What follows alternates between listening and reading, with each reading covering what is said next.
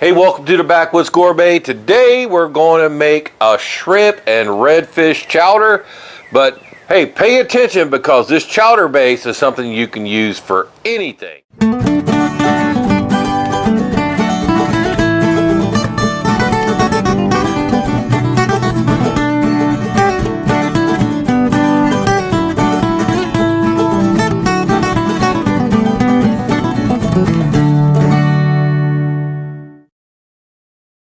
So the most important thing to take away from today's video is the chowder base. Now, you might not have the same ingredients that we got here today, which is going to be redfish and shrimp. You could use clams, mussels, any kind of seafood. Hey, and if you're not near the coast and you don't have that availability, you can put stuff like sausage or braised beef, smoked pork, a lot of different things in this, or you could just go vegetarian on it, which is not quite veggie. But my point is the chowder base is going to be the most important thing here, and feel free to use whatever ingredients you have where you live for your proteins right at the end. It's going to turn out delicious, I guarantee. Here are the ingredients for this chowder base. Like I said, this is going to be the base. You can add to it as you like. This is going to be the base recipe. A little bit of olive oil, whatever kind of oil you got, just get things started. Some chopped bacon, that's about 3 strips chopped up. Some garlic, a couple tablespoons. That's about a cup of onions chopped roughly. A cup of celery. There's about 2.5 cups of chopped white potatoes, rough dice on that. 2 cobs of corn, and I use my peeler to cream the first ear, and then I cut the kernels from the second ear. Gonna need some milk, a little bit of cream, about a quart of good chicken stock. I use better than bouillon. And then your favorite seasonings. I'm going to use some Cajun two-step and a little bit of Killer Hogs AP on mine. If you don't find that, use your favorite seasoning. This is going to be your base to any kind of chowder you want to make. We're going to make it Backwoods Gourmet style.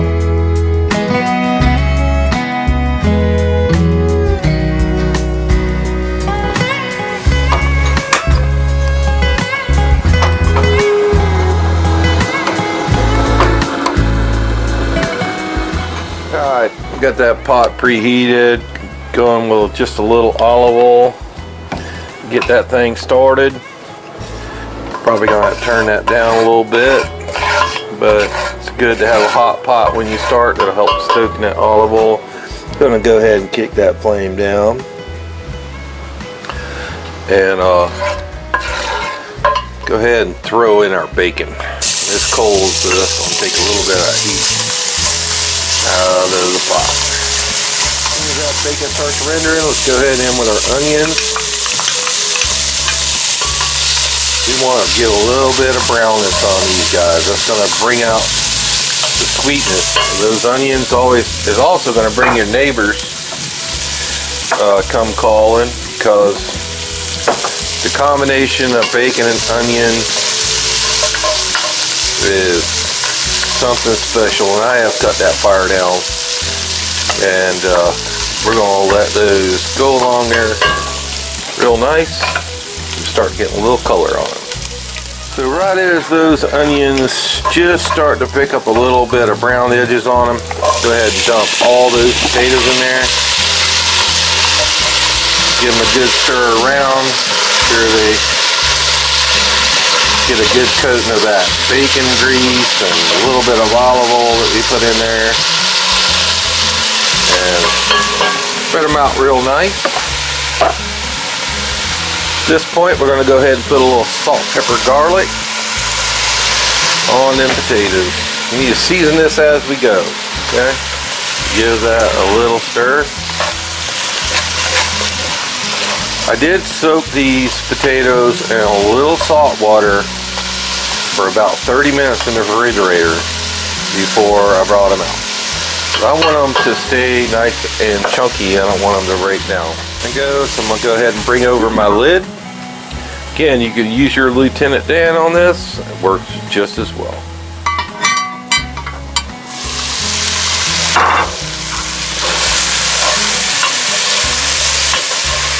Potatoes are already starting to pick up a little color. We don't want to brown them all the way. But right now we're going to go ahead and dump in our corn. Remember I creamed part of that. Go ahead and stir it in and let it pick up just a little color. I mean, this is our version of a chowder. It's going to have a little bit of, difference from some of the others you may have seen, because we want all those sugars, caramelization to happen on this guy. Okay, let's go and check. It's been a couple of minutes. Starting to get a nice fond building up on the bottom. That's the sugars in the corn coming in there. So let's come in and deglaze that thing. Gonna come in with some chicken stock.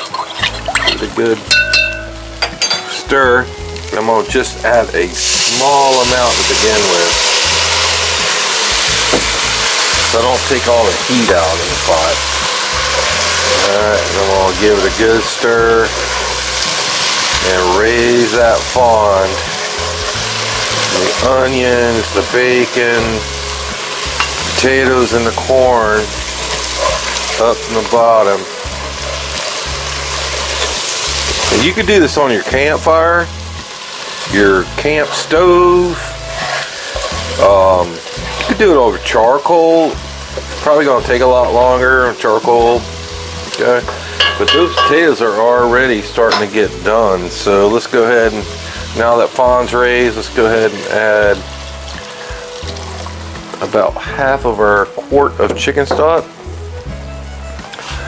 Gonna let that come up to heat a little bit. Let's put that lid back on, let that come back up to a bubble. Alright, that's up to a pretty good simmer now. Let's go ahead and in with our celery, our garlic. It'll give it a beautiful flavor. You can put any kind of fresh herbs in here at this point if you want. I probably will eventually do that. I'm going to put a little bit of that Cajun two-step. Wish I had some Seminole Swamp season actually for this. Those guys have kind of fell off the map for me. I did respond here recently and said they're still in business, so if you want to check out the link in the description box below. I am trying to become a distributor for that, so you can buy it directly from me, but we'll see how that goes. Pour the rest of our chicken stock in. Remember, this is a chowder, so it's going to be kind of like a soup. That you don't want to put that garlic in till you put in all this broth, because you don't want to risk that burning on you. Let's go ahead and put the lid back on and let it come back up to a simmer.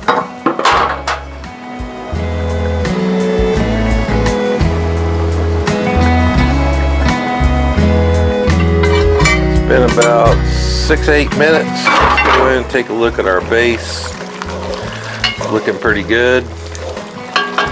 Alright, simmer along really nice. Let's go ahead and add about a cup of milk. Maybe 2 cups, and stir that in real quick. We have that cream, but we're gonna reserve that for closer to the end. Alright. Again, this is going to be a soup. Let me add just a little more milk. That's whole milk too. Not no skim milks. We're reduced fat, whatever, whole milk. Alright, so I've had these redfish fillets over here chilling on ice, and let's go ahead and let's take that back portion off of there. Alright, so that should be about enough, but let's go ahead and take this loin portion. I know we got a few pin bones in that other piece there. Let's go ahead and put that back on ice. And let's go ahead and kind of cube this up. Redfish is a very firm, fish, but we want to go ahead and cut it up into about 3/4 inch cubes so that they cook evenly. It's a very flavorful fish also. I'm going to use my DALSTRONG knife. If you like to check out the whole DALSTRONG knife line, they're very affordable for the quality that you get. Okay, I mean, these are not your Walmart quality knife. Okay, these are way a step ahead of that. So we're gonna go ahead and cube these up. I'm gonna get ready to finish up our chowder. Now, if you don't have fish and shrimp like we're using today, you can use chicken, variety of things, sausage. Be creative, you know, come up with your own things. If you got some, you know, some braised moose or cubed bear, anything that's nice and tender, you can wait till this last minute to put it in like we were going to do, and make your own recipe. This is just a guide. Alright, so that chowder base is done. Depending on how much soup you want with yours, I'm going to go ahead and add about 1/2 quart of water. And just to thicken that up, we're going to go ahead and grab our cream, which we didn't have ready, but I'm going to go ahead and grab it's just regular generic whipping cream. Go ahead and pour a little bit of that in there, about 1/2 of a pint, and we're going to stir that in. It's really looking rich. Let's give it a taste real quick, see if it needs any seasoning. It doesn't. That's perfect. So let's let that come back to bubble, and we're going to add our seafood. Alright guys, back up to a bubble. Let's go ahead and put our fish in first. Just going to scatter those around. Make sure we get them all. They're right there on the ice. So they're going to take a little bit of the heat out of the pot.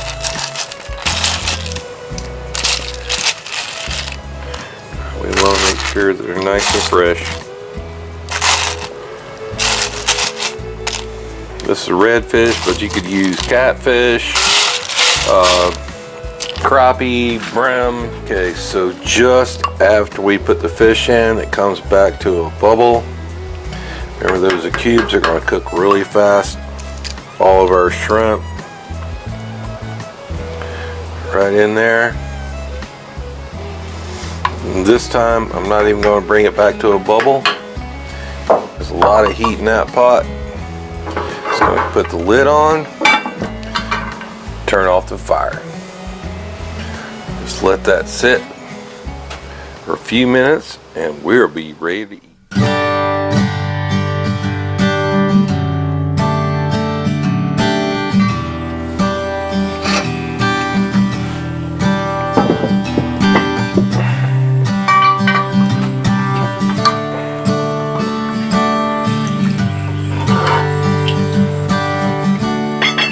Hope you brought your plate. I'm going to serve this up for you guys. Oh man.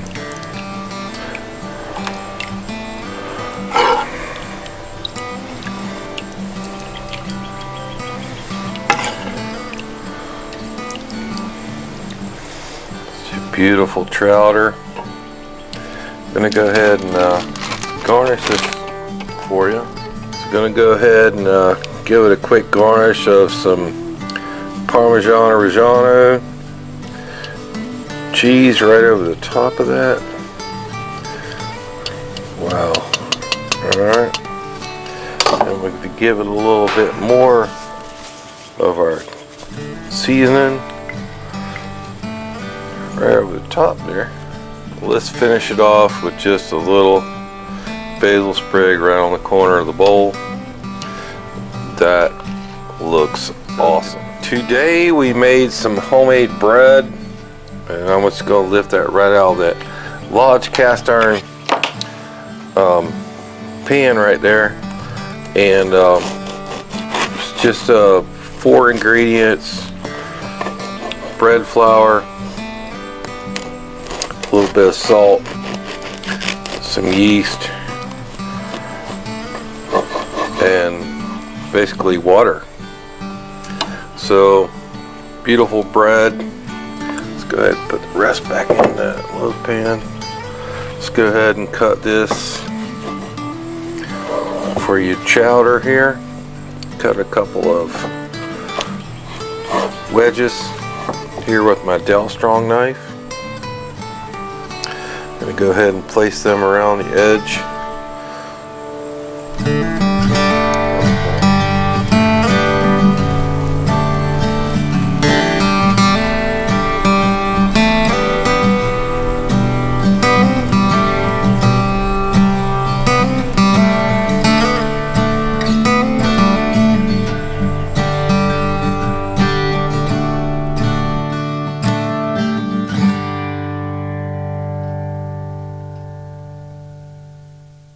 Let's go ahead and give this a try for you guys.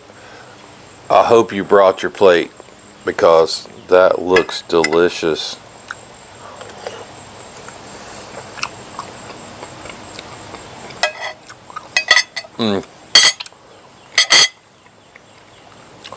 You couldn't ask for any more comfort food. So if you would like to get the full color interactive PDF recipe card for the dish we made here today, just see the description box below.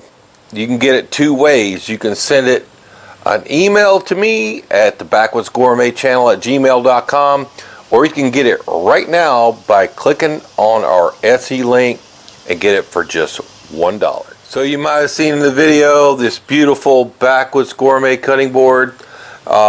I've been involved with making these things for quite a time now, and you know, I've personally been involved with this wood from the time it was a tree to sawmilling it up with a chainsaw mill, processing it, drying it, and making it into these beautiful cutting boards.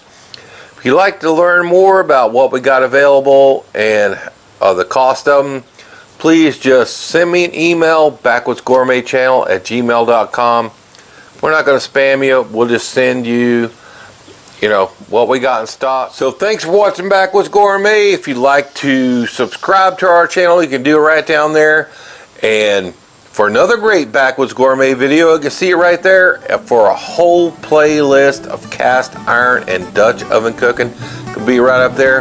And for whatever YouTube says you should watch next, it'll be right there. We'll see you next time.